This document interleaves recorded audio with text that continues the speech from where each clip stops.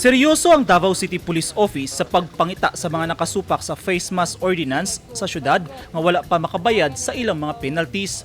Sumala ni DCPO spokesperson, Police Major Maria Teresita Gaspan.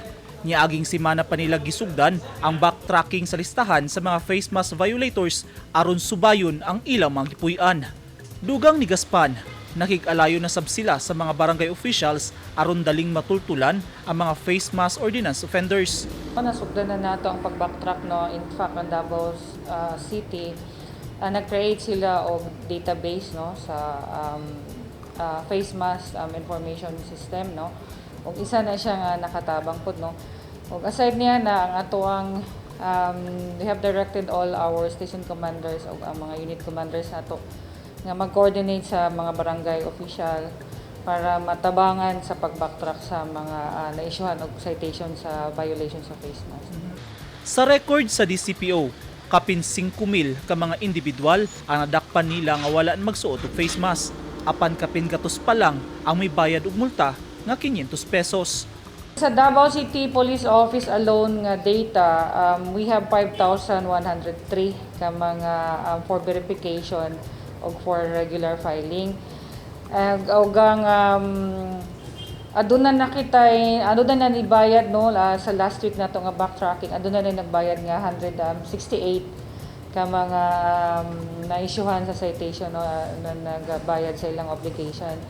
And for that padayon ang ato ang pagkiga-coordinate sa ato ang barangay officials for that para mas mapadayon pa, mas daghan pa ang mubayad dito sa mga nearest na district treasurer's office.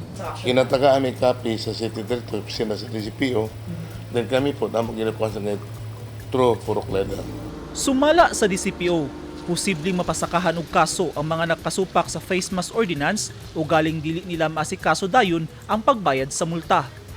Dili sab nila mahatagan og police clearance ang usa ka face mask violator o galing masayran sa DCPO nga wala pa niini naasikaso ang violation.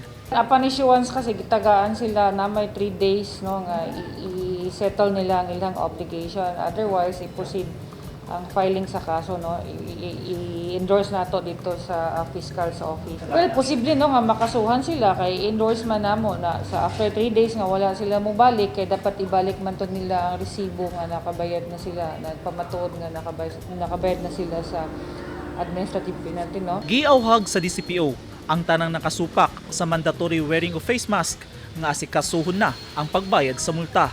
Sanglit, pwede nila kining mabayaran sa District Treasurer's Office aron dili mapasakahan og kaso.